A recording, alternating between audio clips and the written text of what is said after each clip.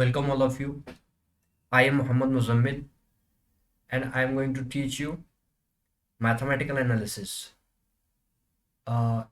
उसके अंदर भी जो 3 यूनिट है हमारे, that is unit number 3, 4 and 5th. तो आज हम स्टार्ट करने वाले हैं हमारा unit number 3. Okay, unit third, इसका नाम है एनालिटिक फंक्शन. ठीक है, टीएम करडे में आप देखते हैं तो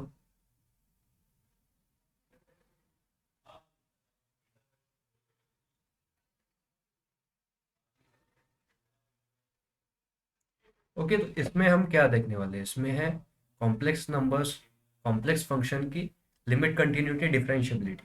खासतौर पर डिफरेंशियबिलिटी और उसके आगे के जो भी प्रॉपर्टी रहती है एनालिटिसिटी की, वो हम डिस्कस करने वाले हैं. ओके, तो हमने पहले भी फर्स्ट सेम में देखा है कि कॉम्प्लेक्स नंबर क्या होता है. फिर भी एक क्विक रिवीजन हम देख लेते हैं. कॉम्प्लेक्स नंबर क्या है, मॉड्यूलस क्या है, आर्गुमेंट क्या है. ठीक है, so here what is complex number.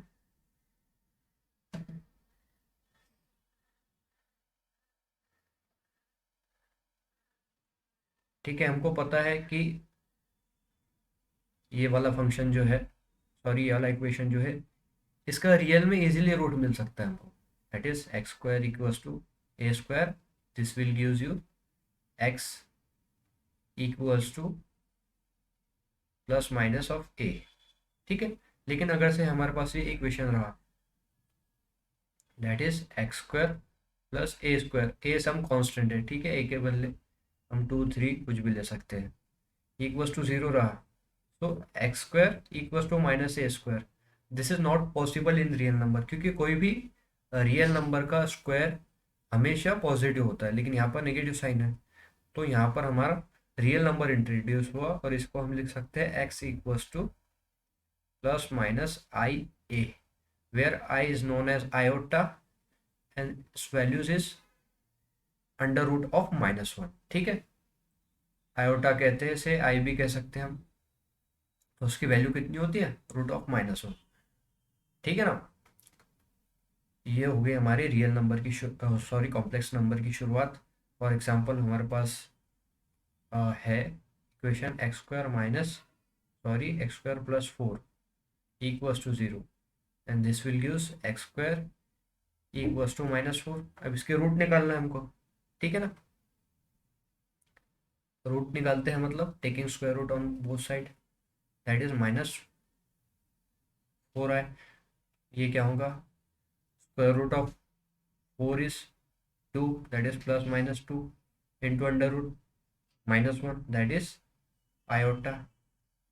So the roots are 2i. Okay, plus minus 2i. इस इक्वेशन के दो रूट मिले हमारे, प्लस माइनस 2 आयोटा या फिर i. ओके, और इसका कुछ ज्योमेट्रिकल रिप्रेजेंटेशन भी है. ठीक है, उस तरीके से आप फाइंड कर सकते हैं ये वाले इक्वेशन का भी. Plus 3 equals to 0, x square plus 9 equals to 0. इनके कॉम्प्लेक्स रूट क्या है वो भी आप चेक कर सकते हैं. ठीक है, अब जिस तरीके से हमने रियल नंबर रिप्रेजेंट कर देते हैं हम रियल लाइन पर.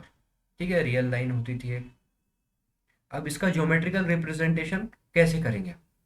ठीक है, कॉम्प्लेक्स नंबर का जियोमेट्रिकल रिप्रेजेंटेशन.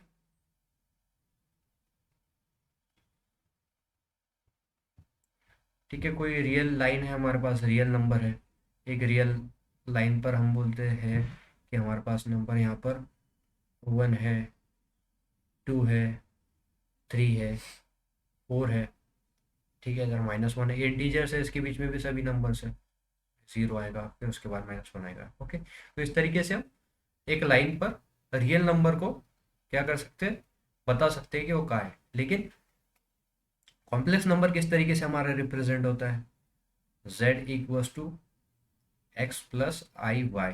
ठीक है, x क्या होता है हमारा, रियल पार्ट होता है, और y क्या होता है, इमेजिनरी पार्ट. ओके, और x और y जो भी होते हैं हमारे, वो किस में से होते हैं, रियल नंबर में से होते हैं, ठीक है। तो z को किस तरीके से, कोई भी कॉम्प्लेक्स नंबर को किस तरीके से रिप्रेजेंट करा जाता है, z equals to x plus i y, ठीक है। x और y रियल नंबर में से, आयोटा की वैल्यू आपको पता है √(-1). तो इसको ग्राफ पे या ज्योमेट्रिकली किस तरीके से रिप्रेजेंट किया जाए, ठीक है। तो वो देखेंगे हम, ग्राफ बना ले रहा हूँ मैं, तो ठीक है, ये एक,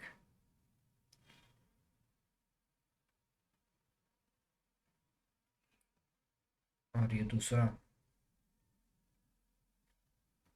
ओके, जैसे कि हमने आर पे रियल लाइन पर रियल नंबर एक्सप्रेस किया था, रिप्रेजेंट किया था, लेकिन complex number is same as the number in R2 plane, यानी प्लेन के अंदर रिप्रेजेंट, वो लाइन के अंदर रिप्रेजेंट किया था, लेकिन कॉम्प्लेक्स नंबर हम प्लेन के अंदर रिप्रेजेंट करते हैं।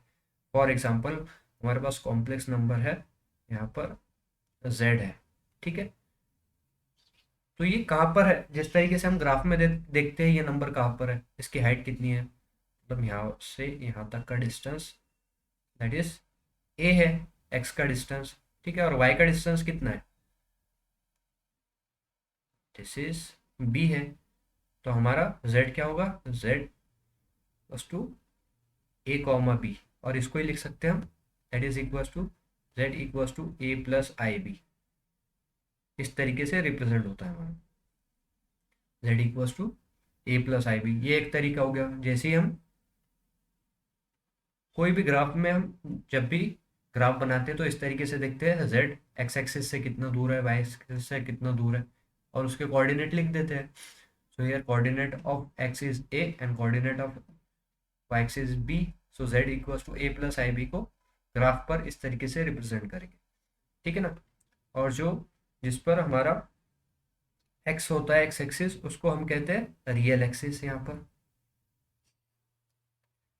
और जिस पर आई बी, ये वाला जो इमेजिनरी पार्ट जिस पर हम ढूंढते हैं, वो कौन सा है, इमेजिनरी एक्सिस, ठीक है। सो यहाँ पर एक्स एक्सिस क्या होता है, रियल एक्सिस, और वाई एक्सिस होता है इमेजिनरी एक्सिस। ओके, ये जस्ट रिवीजन चालू है हमारा। ओके, और एक और तरीके से रिप्रेजेंट करते हैं हम इसी जेड को, किस तरीके से रिप्रेजेंट कर सकते हैं। यहाँ पर जेड था हमारा, ठीक है। अब हम ये भी तो बोल सकते हैं कि ये हमारे ओरिजिन से कितना दूर है, दैट इज ये आर डिस्टेंस दूर है। ओके, आर डिस्टेंस दूर है, z a plus a comma b, ठीक है, या एक्स कॉमा वाई। और ये एंगल कितना बना रहा है, विथ एक्स एक्सिस थीटा बना रहा है, ठीक है। तो इसको हम कुछ इस तरीके से भी रिप्रेजेंट करते हैं कि ये ओरिजिन से डिस्टेंस आर पर है, और इसने थीटा कुछ इंक्लाइन किया है with, okay, anti clockwise direction से, विथ पॉजिटिव एक्स एक्सिस के साथ। नाउ हियर इसके हिसाब से ये डायरेक्शन क्या होती है,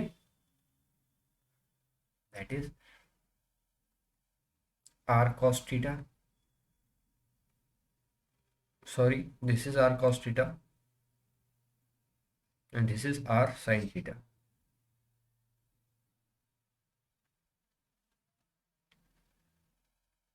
तो यहाँ से दूसरा भी हमने क्या देखा था, हमारा कॉम्प्लेक्स नंबर क्या है, ए प्लस आई बी है, लेकिन ए की वैल्यू क्या दिख रही है यहाँ पर, ए की वैल्यू आर कॉस थीटा है, बी की वैल्यू क्या है, आर साइन थीटा, ठीक है। सो आर आर कॉमन निकाल लेते हैं हम, R common, cos theta plus I sine theta, ठीक है। So here will be what we get, R into E to the power I theta, ठीक है। Cos theta plus I sine theta आपको पता है क्या होता है, E to the power I theta. इस तरीके से भी हम कॉम्प्लेक्स फंक्शन को कॉम्प्लेक्स नंबर को रिप्रेजेंट कर सकते हैं with the help of R, that is radius और आर्ग्यूमेंट, और e to the power I theta, this is argument and this is radius. Okay, radius क्या होती है, अगर से हमारे पास z equals to x plus i y है, तो r क्या होगा, under root of x square plus y square, that is also given as mod z। Okay, और थीटा क्या होगा यहाँ पर, थीटा होगा tan inverse of y by x, this is modulus and this is argument. Okay, and अगर से ये theta हमने लिया, theta is between pi and minus pi, so this is called principal argument.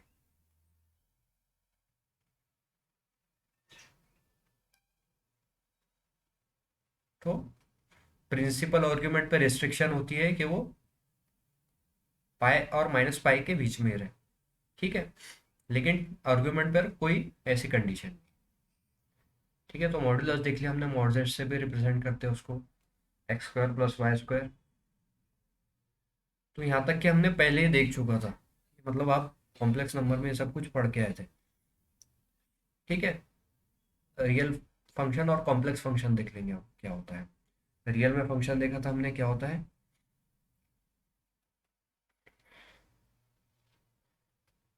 एक नॉन एम्प्टी, दो non empty set लेते हैं और कुछ इस तरीके से डिफाइन करते हैं f from A to B, each element of A should assign to some unique element of B. इस तरीके से हमने एक रियल फंक्शन, दोनों सबसेट ऑफ आर रहेंगे, नॉन एम्प्टी रहेंगे, this is the real function.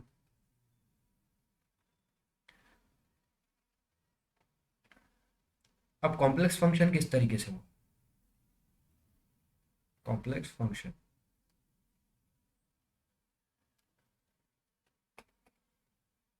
let D is subset of complex set, that is set of complex number denoted by C, then we defined f is function from D to C। ठीक है, D to C, D भी क्या है, subset है complex function का, और हमने define क्या कर दिया, function from D to C, such that each element of D is assigned to some element of codomain C is known as complex function।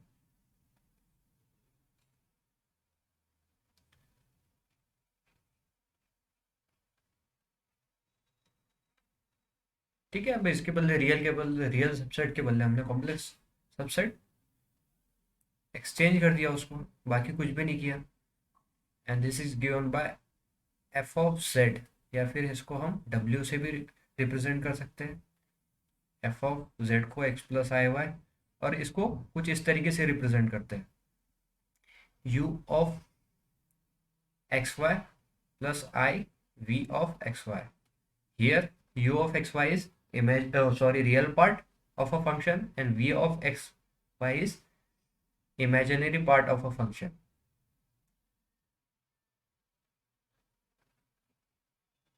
जिस तरीके से हमने कॉम्प्लेक्स नंबर में किया था, उस तरीके से कॉम्प्लेक्स फंक्शन को भी रिप्रेजेंट कर रहे हैं।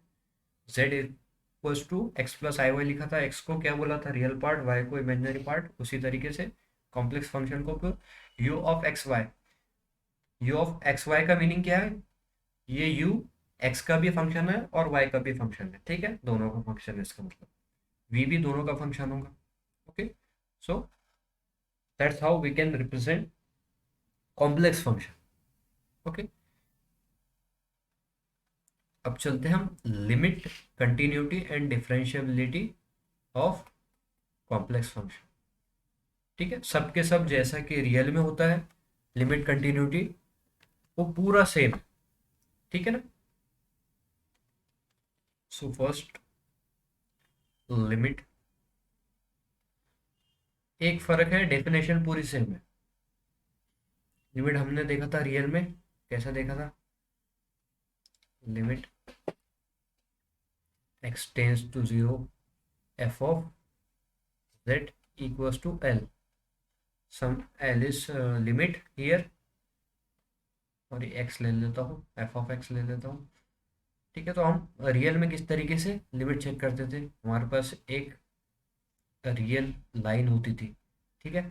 यहाँ पर हमें point z x equals to one पर अगर से लिमिट चेक कर रहे थे, तो हम क्या करते थे, एक लेफ्ट हैंड लिमिट और राइट हैंड लिमिट चेक करते थे, ठीक है। राइट से आने के बाद हमको क्या मिलता है और लेफ्ट से आने के बाद क्या मिलता है, लेकिन हमारे पास क्या है, यहाँ पर कॉम्प्लेक्स नंबर है, और कॉम्प्लेक्स नंबर हम कैसे रिप्रेजेंट करते हैं, ग्राफिकली, एज अ ग्राफ। अगर से हमको यहाँ पर चेक करना है कि यहाँ पर z z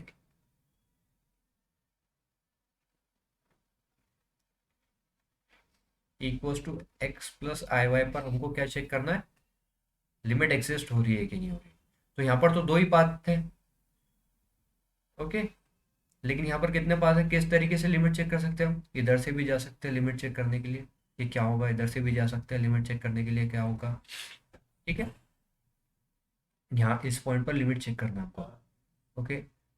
इस डायरेक्शन से भी जा सकते हैं, इस डायरेक्शन से भी आ सकते हैं, इस डायरेक्शन से भी। So we have infinitely many directions to check a limit in a complex plane, ठीक है।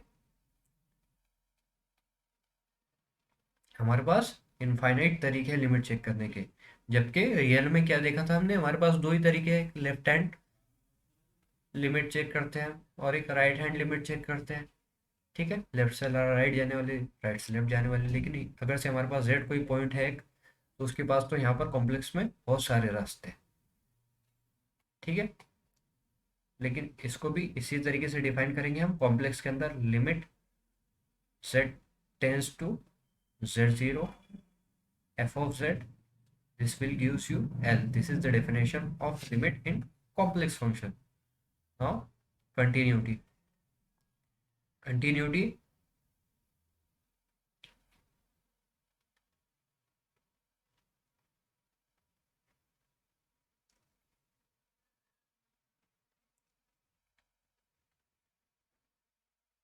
Same as in real, okay. Continuity भी हमारी बिल्कुल सेम है जैसे कि हमने रियल नंबर में देखा था, that is limit z tends to z0 f of z equals to f of z0। जो लिमिट होना चाहिए वो किसके बराबर होना चाहिए, f ऑफ z0 के बराबर, ठीक है। बिल्कुल सेम डेफिनेशन है जैसे कि हमने रियल में देखा था, ओके। और जितनी भी प्रॉपर्टीज है जो रियल के हैं कंटिन्यूटी के, वो यहाँ पर भी सेटिस्फाई होती है। फॉर एग्जांपल हमारा इफ क्या है हमारे पास, f of z and g of z is continuous, then क्या बोलते हैं, f of z plus minus g of z is continuous, दोनों का प्रोडक्ट कंटिन्यूअस, दोनों का रेशियो कंटिन्यूअस, ओके।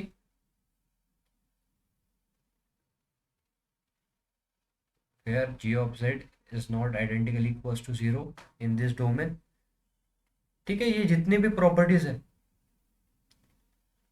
वो सारी की सारी जो रियल में ट्रू है वो कॉम्प्लेक्स में भी ट्रू है, उसी तरीके से डिफरेंशिएबिलिटी के लिए भी। तो अब यहाँ से हमारा यूनिट स्टार्ट करने वाला है, ये तो हमने देखा रिवीजन, ओके। हमने देखा ये क्या है, एक रिवीजन है, अपने कॉम्प्लेक्स नंबर पढ़ा था फर्स्ट सेम में उसका।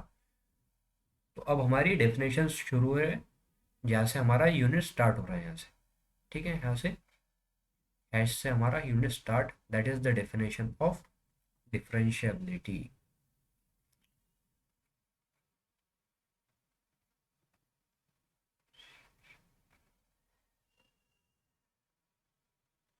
डिफरेंशिएशन या फिर डिफरेंशियबिलिटी। ओके, हमने कॉम्प्लेक्स वैल्यूड फंक्शन देखा, अब कॉम्प्लेक्स वैल्यूड फंक्शन की भी हम डेफिनेशन देख रहे हैं। Let f of z be a complex function in some region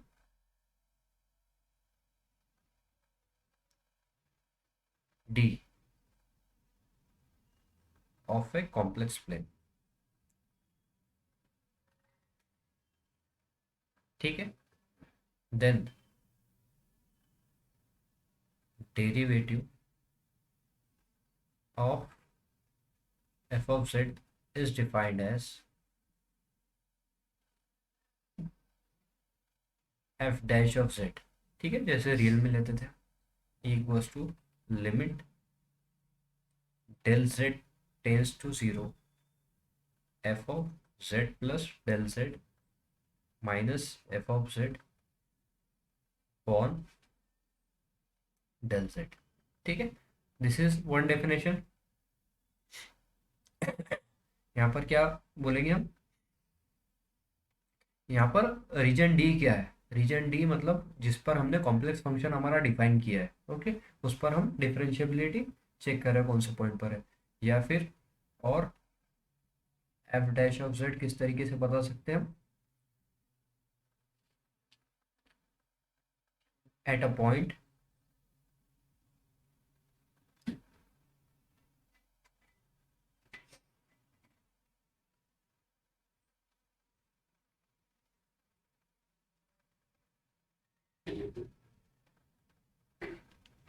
differentiable at a point z0, then we can give definition as f dash of z0 equals to f of z minus f of z0 and z minus z0।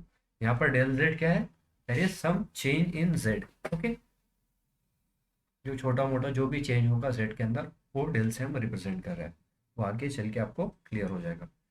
ठीक है, हमारा derivative जो होता है वो क्या होता है, हमेशा यूनिक होता है। इसमें ये वाली जो डेफिनेशन नंबर 1 है वो इम्पोर्टेंट है, यूज़ होने वाली है आपकी, रेदर देन डेफिनेशन नंबर 2। ठीक है, पॉलिनोमियल जो होते हैं हमारे, लिख ही देता हूँ मैं, प्रॉपर्टीज में F of dash is always unique. ठीक है, कोई भी फंक्शन का डेरिवेटिव एक ही मिलेगा ना, एक से ज़्यादा तो मिलेगा नहीं। ठीक है, and this is polynomial e to the power z sine z cos z। ठीक है, इनका linear combination, product, these are differentiable function.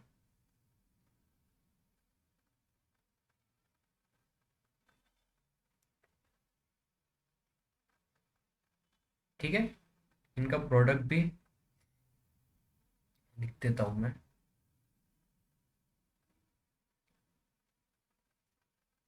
Product linear combination of this function are differentiable. Okay, ये हमेशा रियल में भी डिफरेंशिएबल होता है और कॉम्प्लेक्स में डिफरेंशिएबल होते ही होते हैं।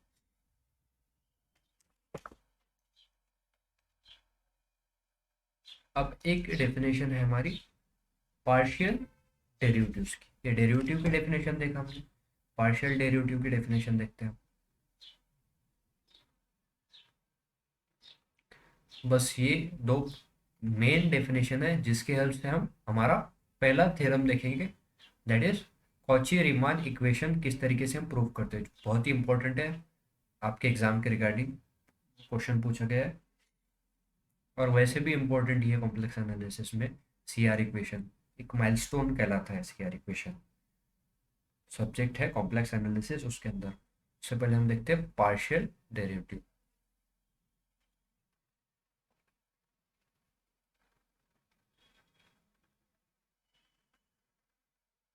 ठीक है, partial derivative, let u of x y be a real function of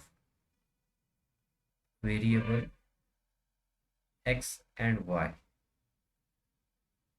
then अब u of x क्या रिप्रेजेंट कर रहे हैं यहाँ पर, partial derivative of u with respect to x, that is del u by del x। इस तरीके से डिफाइन करेंगे, limit del x tends to zero, क्यों, क्योंकि विथ रिस्पेक्ट टू x हो रहा है, u of x plus del x comma y minus u of x y upon del of x। ठीक है, अब पार्शियल डेरिवेटिव करना है क्या हमको with respect to y, so u of y will be del u by del y। u function है दो variable का, x और y का, so this is limit del y tends to 0 u of x y plus del y, ठीक है, minus u of x y divided by del y। ठीक है, this are the definition of partial derivative. Okay, तो अगले lecture में हम देखेंगे, क्या देखेंगे कि CR इक्वेशन प्रूव करेंगे जो हमारे लेसन का पहला थ्योरम है। Thank you very much.